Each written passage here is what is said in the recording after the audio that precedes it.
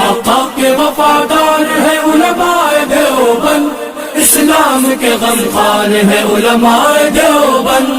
آقا کے وفادار ہے علماء.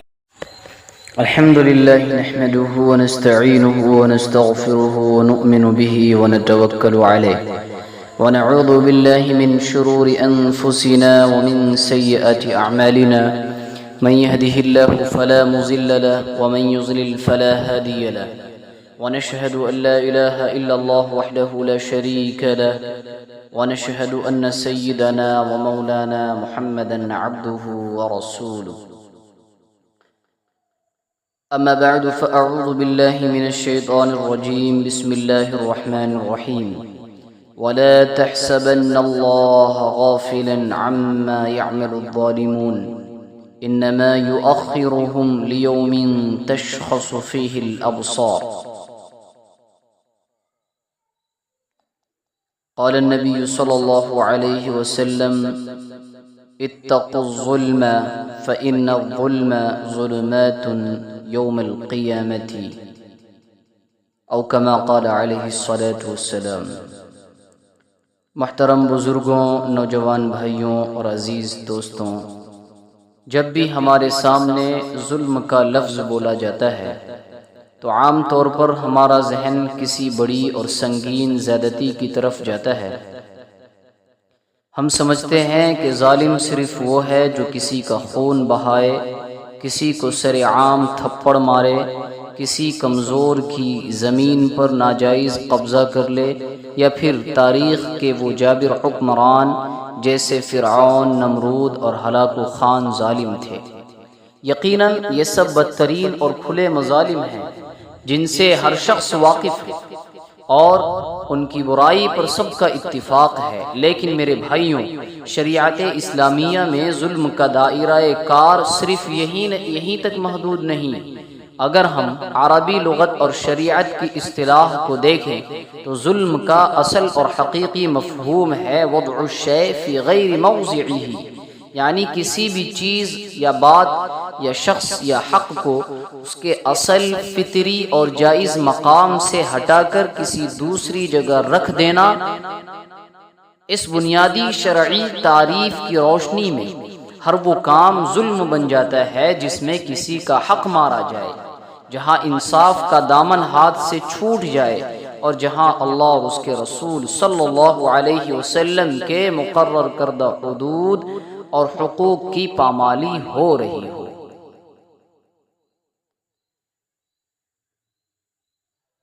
محدثین اور فقہاء کرام نے اس مفہوم کو مزید واضح کرتے ہوئے بیان فرمایا ہے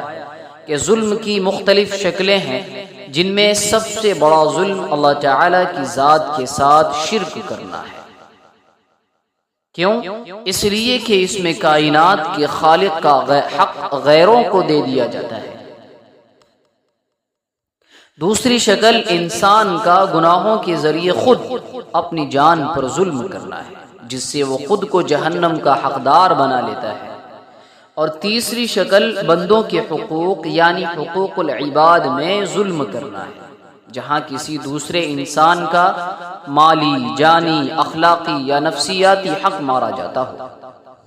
آج ہمارے معاشرے کا سب سے بڑا المیہ اور المناک پہلو یہی ہے کہ ہم نے ظلم کو صرف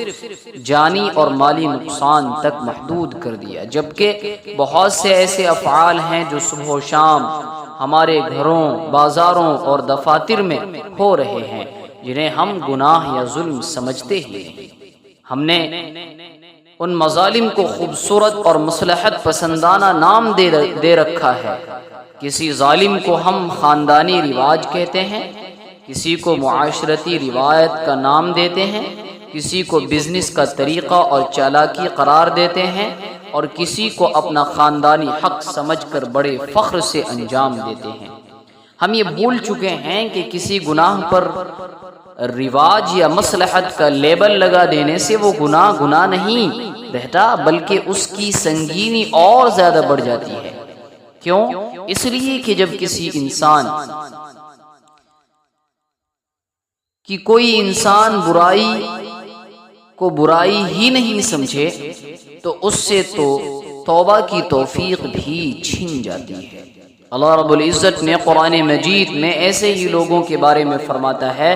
کہ یہ وہ لوگ ہیں جن کی ساری دوڑ دھوپ دنیا کی زندگی میں غارت ہو گئی اور وہ اسی گمان میں رہے کہ وہ بہت اچھے کام کر رہے ہیں۔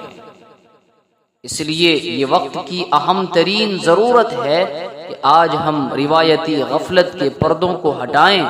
اسلام کے حقیقی آئینے میں اپنے روز مرہ کے رویوں کا جائزہ لیں، اپنے گریبانوں میں جھانکیں اور معاشرے کے ان پوشیدہ، نظر انداز شدہ اور معصوم سمجھے جانے والے مظالم کو پہچانیں، جن کا بوجھ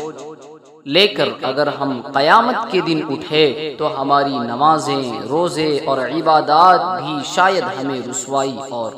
الہی پکڑ سے نہ بچا سکے۔ کیونکہ حقوق العباد کا معاملہ براہ راست بندوں کی معافی سے مشروط۔ حضرات محترم، الہی احکام کے طلبگار نوجوانوں اور عزیز دوستوں، جب ہم اپنے ارد گرد پھیلی ہوئی دنیا پر نگاہ ڈالتے ہیں تو ہمیں نیکی اور بدی کی ایک کشمکش نظر آتی ہے، لیکن اس کشمکش میں سب سے خطرناک موڑ وہ ہوتا ہے جہاں بدی اپنا روپ بدل کر نیکی، رواج یا حق کا نام اختیار کر لیتی ہے۔ ظلم کی ایسی بہت سی صورتیں ہمارے معاشرے میں رچ بس گئی ہیں جن پر عام طریقے سے ہماری نظر ہی نہیں جاتی یا جنہیں ہم دانستہ نظر انداز کر دیتے ہیں، اور حد تو یہ ہے کہ ان میں سے کئی سنگین گناہوں کو ہم ظلم سمجھنے کے لیے تیار ہی نہیں ہیں۔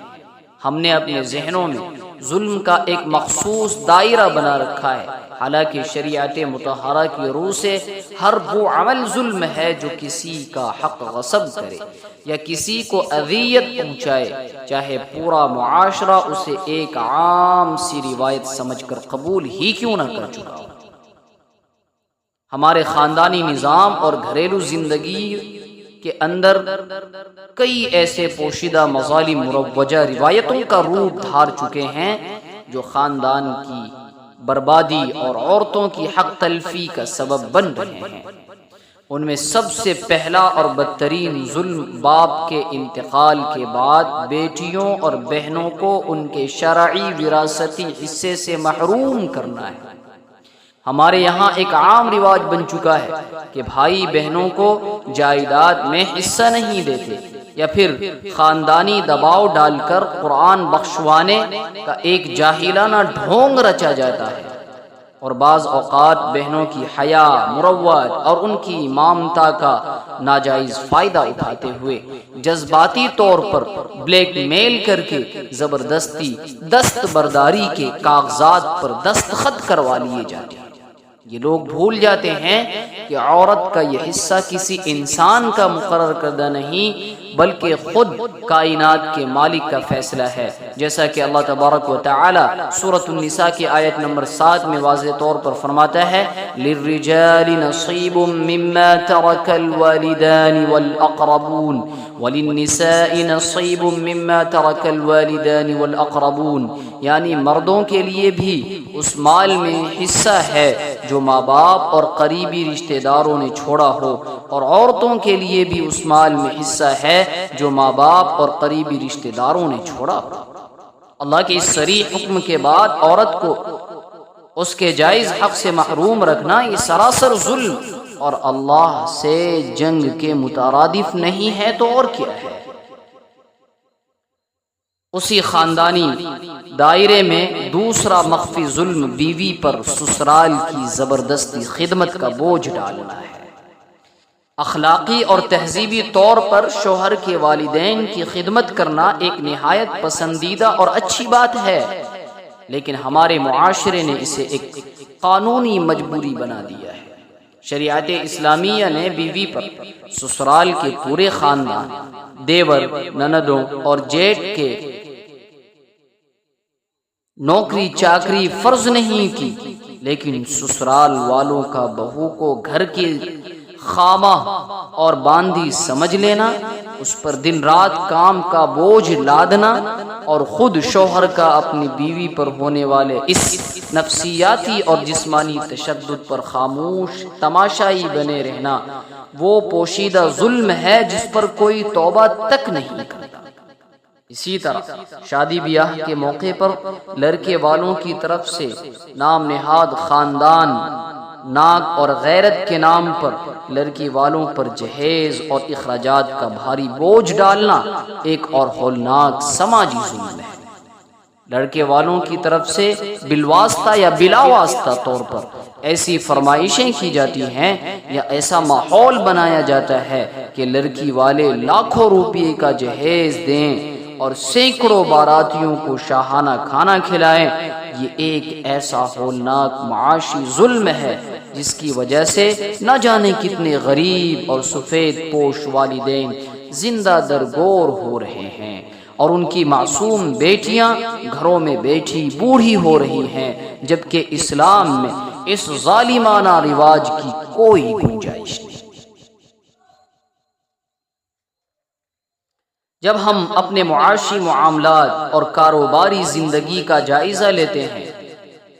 تو وہاں بھی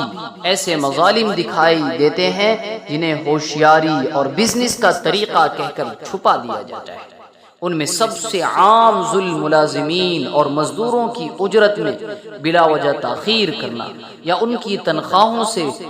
کٹوتی کرنا۔ ہمارے معاشرے کے بڑے بڑے کاروباری حضرات اپنے ذاتی منافع تو کروڑوں اور اربوں میں رکھتے ہیں، لیکن اپنے ماتحت کام کرنے والے چھوٹے ملازمین، دکان کے لڑکوں، فیکٹری کے ورکروں اور گھروں میں کام کرنے والی غریب ماسیوں کی تنخواہیں وقت پر نہیں دیتے، مہینوں ان کا پیسہ دبا کر رکھتے ہیں یا کسی معمولی سی انسانی غلطی پر ان کی سخت محنت کی کمائی سے کٹوتی کر لیتے ہیں۔ ان کا یہ عمل سیدھا اللہ کے رسول صلی اللہ علیہ وسلم کے فرمان کی نافرمانی ہے۔ کیوں؟ اس لیے کہ نبی کریم صلی اللہ علیہ وسلم نے سنن ابن ماجہ کی روایت کے مطابق واضح طور پر فرمایا ہے، اعطوا الاجیر اجرہ قبل ان یجفن عرقہ، یعنی مزدور کو اس کا پسینہ سوکھنے سے پہلے اس کی مزدوری ادا کرو۔ غریب کے پسینے کی قدر نہ کرنا اور اس کی مجبوری کا فائدہ اٹھا کر اس کا مال روکنا ایک ایسا معاشی ظلم ہے جس کی پکڑ آخرت میں بہت سخت ہوگی۔ اسی معاشرے دائرے کا ایک اور بڑا پوشیدہ ظلم ملازموں یا عہدوں کی تقسیم میں سفارش، رشوت اور اقربا پروری کا بازار گرم کرنا ہے۔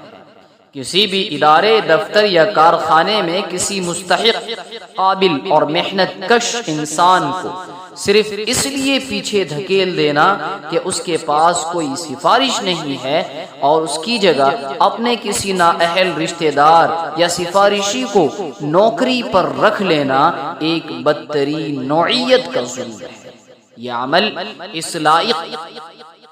انسان پر بھی ظلم ہے جس کا حق مارا گیا، اور اس ادارے کے ساتھ بھی خیانت ہے جس میں نااہل کو بٹھایا گیا۔ رسول اللہ صلی اللہ علیہ وسلم نے صحیح بخاری کی حدیث میں اس رویے کے بارے میں سخت تنبیہ فرماتے ہوئے ارشاد فرمایا، جب معاملات نااہل لوگوں کے سپرد کر دیے جائیں تو قیامت کا انتظار کرو۔